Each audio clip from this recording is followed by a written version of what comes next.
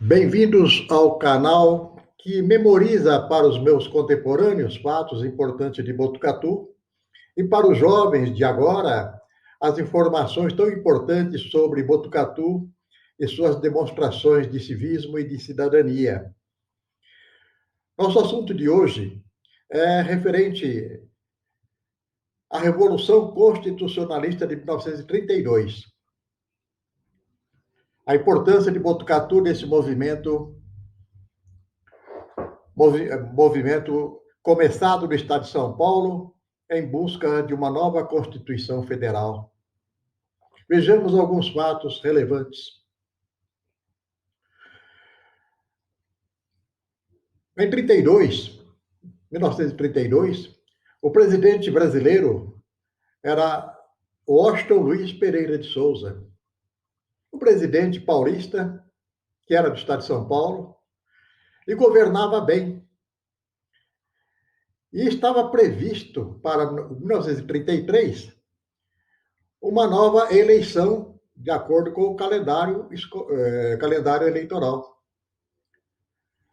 No movimento de escolha dos candidatos à presidência, Washington Luiz indicou como seu candidato o paulista Júlio Prestes.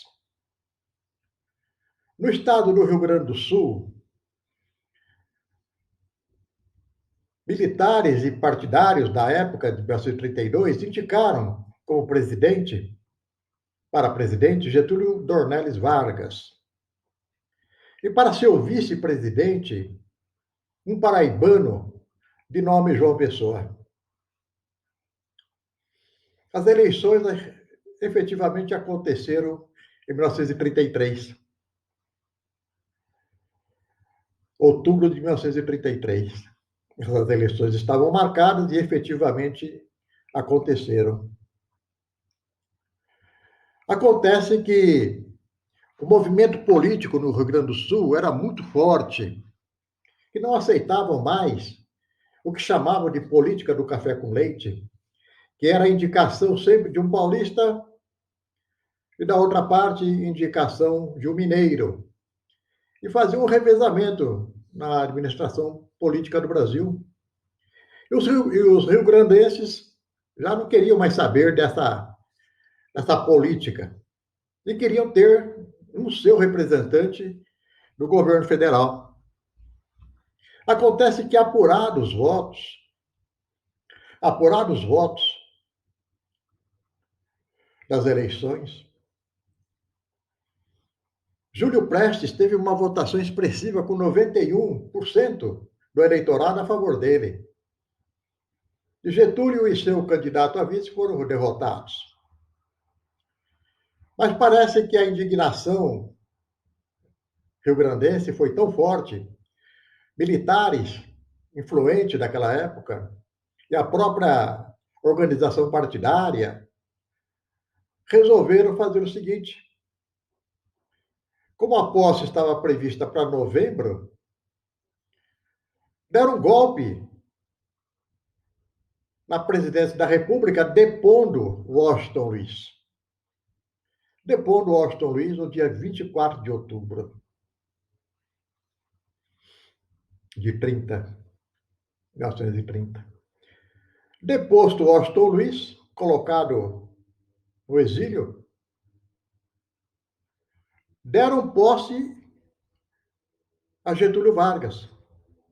Perdeu as eleições, mas as forças políticas rio-grandenses colocaram a ele o comando da nação e criaram o chamado governo provisório.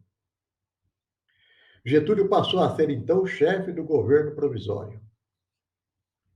Isso descontentou o país todo, especialmente São Paulo, porque essa nova política de Getúlio Vargas era de centralizar em suas mãos a administração do país todo. Ele não queria mais saber de governadores, de prefeitos. Todos esses homens seriam nomeados por ele.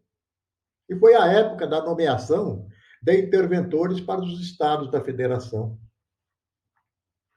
Cada estado tinha um representante do presidente da República. Em São Paulo, foi nomeado para presidir o Estado, toda essa época, Pedro de Toledo. Era homem de confiança de Getúlio.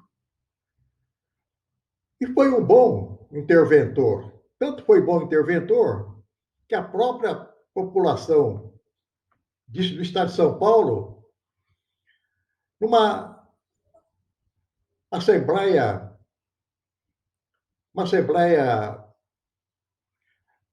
monumental, aclamaram Pedro de Toledo, não interventor, mas sim governador. Governador. Ora, não era isso o desejo de Getúlio Vargas. Afinal de contas, ele tinha indicado como interventor. Bem, a verdade é que no ano de 33, Getúlio, chefe do governo provisório, 32, chefe do governo provisório, descontentou o país, mas descontentou mais e mais São Paulo. São Paulo resolve, então, não aceitar mais as imposições federais. No dia 23 de maio do ano de 32, 1932, acontece em São Paulo uma reunião dos representantes federais com os representantes políticos em São Paulo, num salão existente lá na Praça do Patriarca. A população, sabendo que os representantes federais estariam lá, se concentrou à frente do prédio. Em determinado momento, invadiram o prédio para mostrar o descontentamento com a presença daquelas autoridades. Com essa invasão, evidentemente, houve revide por parte dos soldados federais que lá se encontravam como seguranças. E a verdade é que aquela multidão que se encontrava na praça foi dispersada. De uma forma bruta, mas foi dispersada. E ela sai da Praça do Patriarca e vai para a Praça da República, na tentativa de fazer lá comícios de desagrado à presença dos representantes do governo aqui em São Paulo e também manifestar a essas autoridades que São Paulo, doravante, não aceitava mais intervenções na sua administração pública.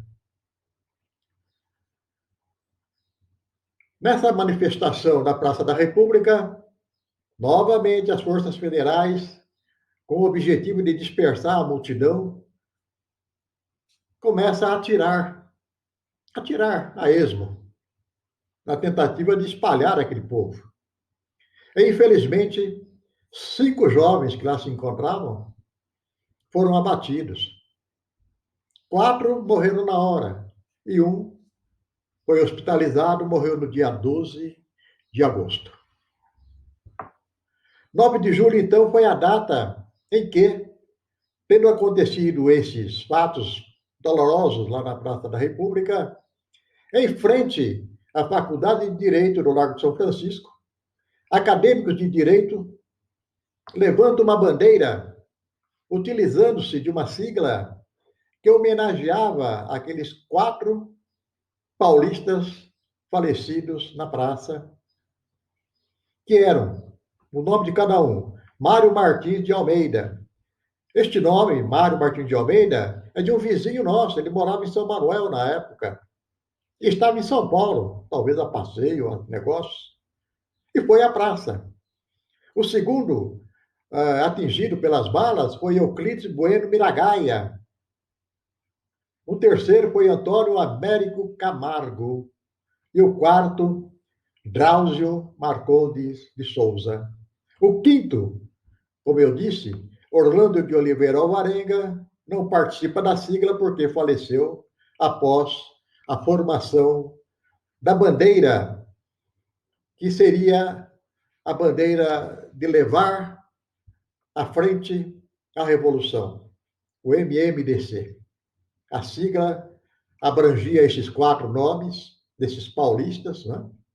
E seria a bandeira de campanha, da regimentação do voluntariado e também, se necessário, ou se foi necessário, entrar em combate com as forças federais. 9 de julho, então, passa a ser a data marcante do início da Revolução Paulista de 1932.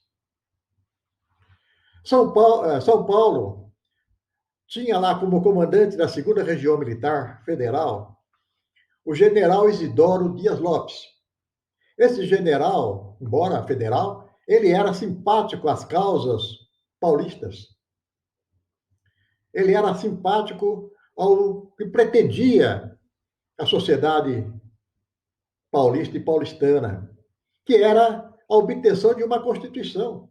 Era isso que o povo queria, não queria outra coisa. Queria ter liberdade de escolha, o voto e a implantação de um sistema democrático. Porque então o governo provisório era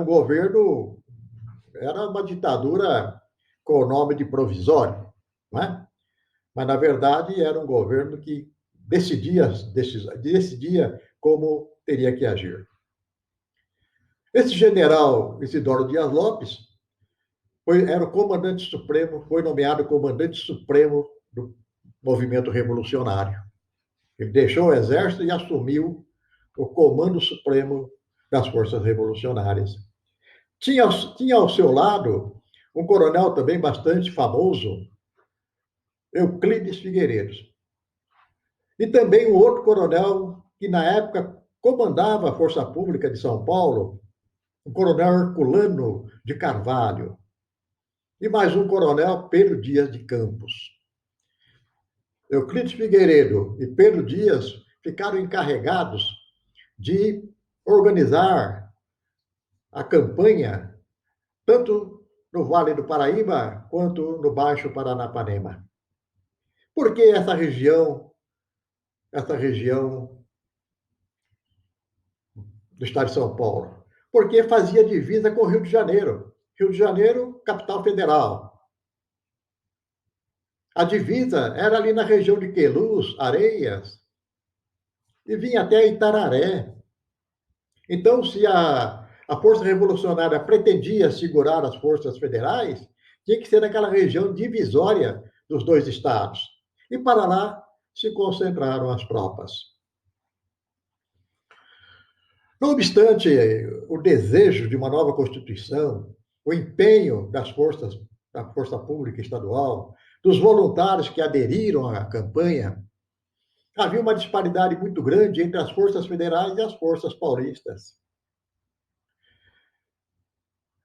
As forças paulistas tinham no seu inventário lá 8 mil fuzis.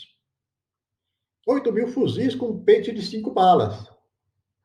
E, em termos de homens, 7 mil soldados da Força Pública. Então, precisava incorporar a esses soldados da Força Pública um outro contingente de voluntários da sociedade, de modo geral. De todas as cidades do Estado, haveria necessidade de angariar adesões para a Revolução. E isso ocorre. Pelo lado das forças federais, vejam a disparidade. As forças federais dispunham de 7 mil militares do Exército e 12 mil reservistas de primeira categoria, que convocados ia para 19 mil soldados, além de 4 aviões, sendo 2 de turismo que estavam sendo aproveitados também para reforço das forças federais. E Botucatu, nesse auge da movimentação. Botucatu, no dia 8 para 9, na noite de 8 para 9, lá no Clube 24 de Maio, ali na rua, hoje João Passos, ali acontecia o baile dos galinhos, a moda do baile das debutantes, ali acontecia o baile dos galinhos, dos jovens de 17, 18, 19, 20 anos, que estavam na sociedade e tinham o seu próprio baile. Era a juventude de 32 em grande efervescência também.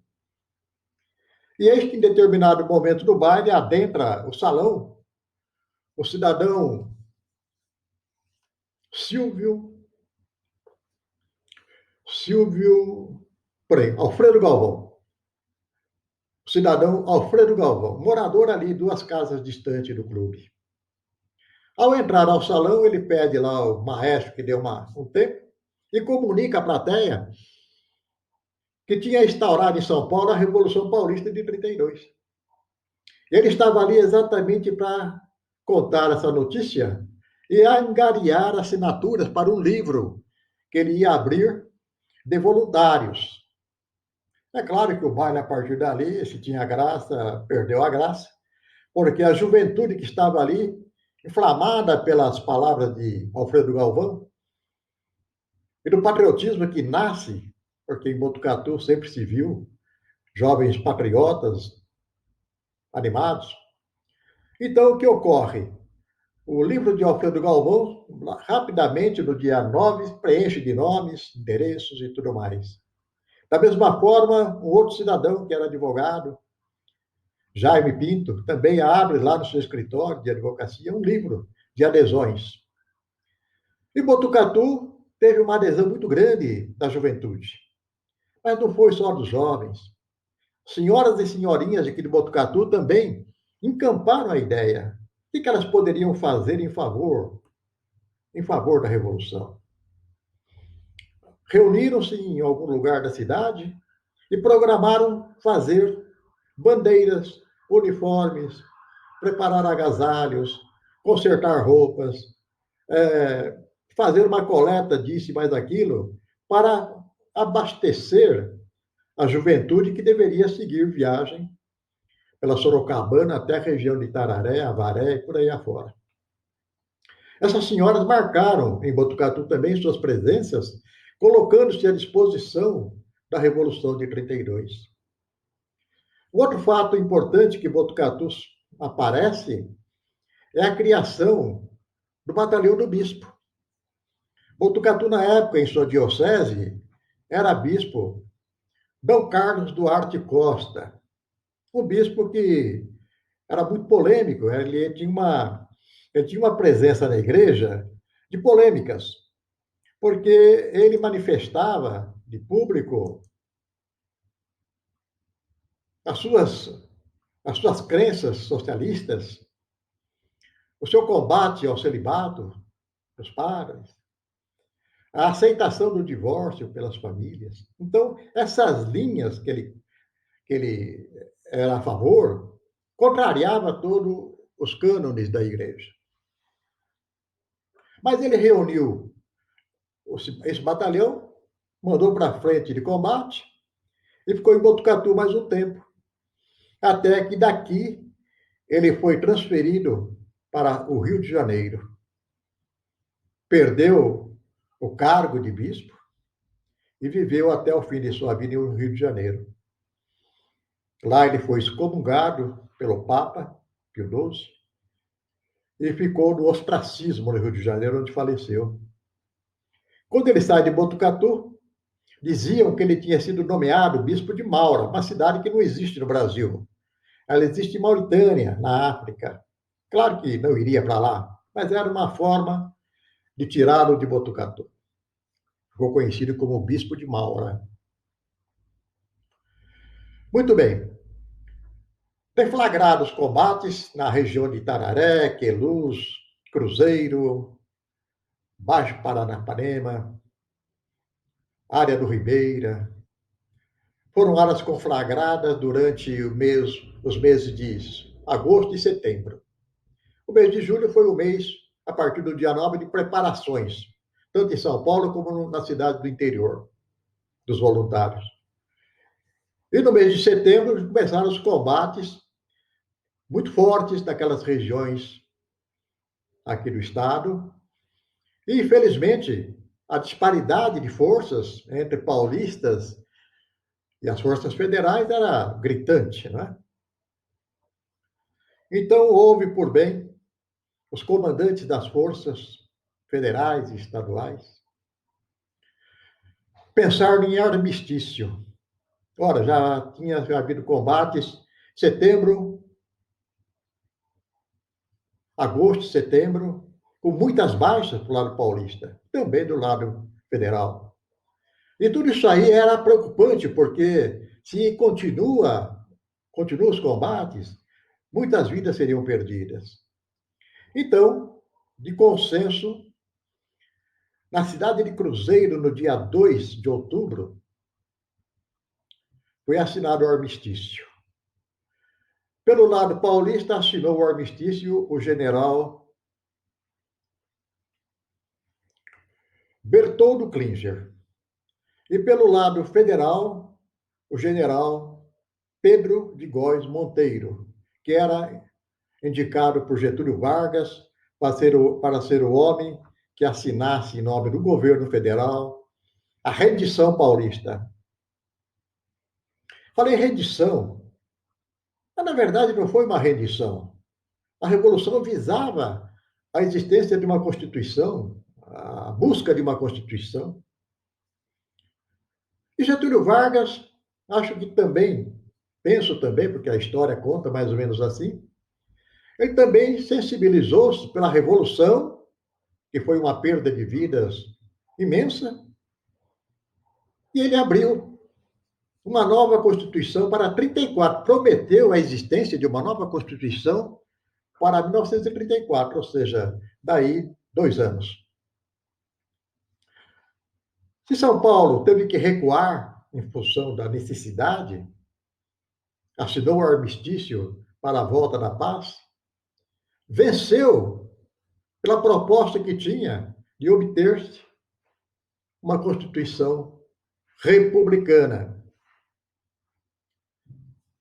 Essa Constituição republicana, Getúlio havia prometido, nomeou uma Assembleia Nacional Constituinte e outorgou essa Constituição em julho de 1934. Só que nessa Constituição de 34 não tinha candidatos à presidência. Ele continuaria, como continuou, como chefe do governo, apoiado pelas forças militares, não só do Rio Grande do Sul, como também de Minas Gerais, como também do Paraná, como também dos estados do Nordeste. Ele continuou no comando do país num governo chamado provisório. Tinha a Constituição, mas ele continuou no sistema provisório. Não houve mudança de presidência. Acontece que depois que ele toma essa decisão de ser o presidente eleito, pelo menos teoricamente, né? Porque ele continuou na presidência do país, corria pelo mundo a notícia de que haveria, mais dia menos dia, um conflito mundial. O movimento na Alemanha já mostrava essa pretensão. O movimento na Alemanha, com Hitler na frente, chefe supremo das forças alemãs, ele começou a mobilizar o seu país em busca de um domínio mundial. A sua ideia ditatorial na Alemanha ramificou para a Itália, com Benito Mussolini, ramificou para a Espanha, com Francisco Franco, ramificou também para a Argentina, Juan Domingos Perón, Paraguai, Stroessner. Ou seja, o mundo virou a ficar em nome de ditadores. E Getúlio, com esse panorama à sua frente, por que não o Brasil não pode ter também um ditador? Claro que pode. Eu sou o dono desse país. Eu sou um presidente provisório no comando de um país. Na noite do dia 27 de novembro de 37, vejam bem, a carta de 34, 35, 36, 37. Praticamente 3 anos após a carta de 34, Getúlio olha no espelho, olha no país, olha no mundo, fala: a partir de hoje não tem mais a Carta de 34, arquivou a Constituição de 34. A partir de hoje, eu sou o presidente absoluto deste país. Aí se igualou aos outros ditadores do mundo todo. 37. Getúlio até colocou um uniforme de militar, ele era um advogado rio-grandense, colocou um uniforme de general, não sei de quê, e aparecia perante a população como um general. Não era. Mas era o uniforme do Mussolini, era o uniforme do Hitler, era o uniforme do Perón, era o uniforme dos ditadores. Era a forma como eles se apresentavam perante a sociedade. E Getúlio, então, a partir de 37, com os punho firme, implantou a chamada ditadura, a Carta de 37, e percorre com esse novo sistema de governo todo o período de guerra da Segunda Guerra Mundial. 39, Hitler invade a Polônia e daí todo mundo conhece a história. Já falamos sobre ela. Em 45, 8 de maio de 45, a guerra termina, é também celebrado o armistício. O que acontece com os ditadores? Hitler suicidou-se na Alemanha, Mussolini foi enforcado na Itália. Outros ditadores também perceberam que não tinham mais como prosseguir e foram deixando seus cargos, ou por deposição, ou por liberdade espontânea. Aqui no Brasil, o Getúlio, após o dia 8 de maio, ainda sobreviveu. Junho, julho, agosto, setembro, 5 meses depois ele foi deposto. Getúlio, a partir de hoje você está dispensado, vai para casa, vai para o Rio Grande do Sul, vai para a sua instância, vai viver por lá, porque nós vamos agora convocar uma nova Assembleia Constituinte, diziam os deputados da época, senadores, que nós vamos implantar a partir de agora uma nova Constituição. E assim foi feito. Getúlio foi tirado do poder pelas forças armadas e pela população e pela sociedade organizada. E as eleições aconteceram em 1946. Presidente, Getúlio já não mandava mais nada, mas se candidatou à presidência. O general Eurico Gaspar Dutra, que tinha sido ministro da Guerra, quando o Brasil esteve na Itália com suas pracinhas. O brigadeiro Eduardo Gomes, herói do Forte de Copacabana de 22. Rolim Teles, que era um paulista, e Edo Fiuza, que era do Partido Comunista. Apurados os votos, foi eleito Eurico Gaspar Dutra para 4 anos.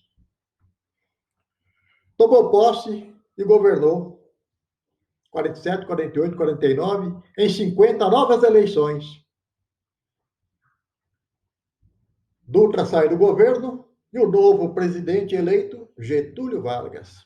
Imagine vocês, depois de 15 anos de governo provisório e ditatorial, Getúlio volta pela mão do povo para ser novamente o presidente da República Democrática do Brasil. Ele governa durante 50, 51, 52, 53. Quando é 54, que ele já ia deixar o governo, um atentado ocorrido no Rio de Janeiro, provocado pela sua guarda pessoal, assassinando um major da aeronáutica, que era segurança de Carlos Lacerda, foi criado uma república, não, foi criado uma República do Galeão. República do Galeão. O que era isso? Era uma república só de militares da aeronáutica, alguns do exército e outros da marinha, para apurar o que tinha acontecido contra o jornalista Carlos Lacerda e que levou ao assassinato daquele major da aeronáutica.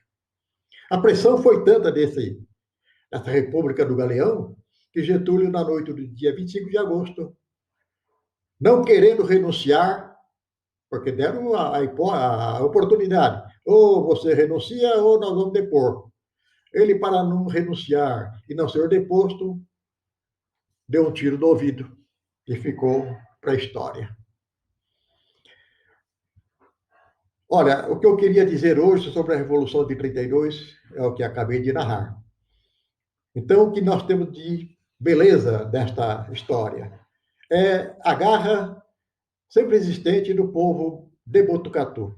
Esteve presente em 24, esteve presente em 32, esteve presente em 45.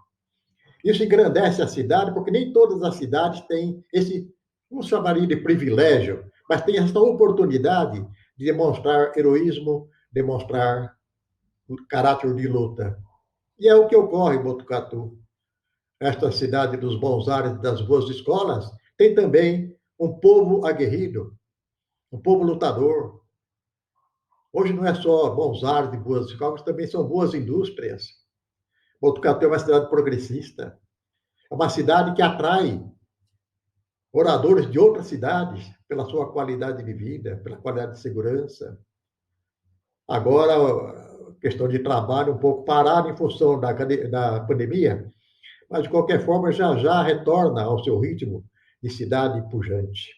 É o que nós esperamos e até uma outra oportunidade. Meu agradecimento a todos. Obrigado pela atenção.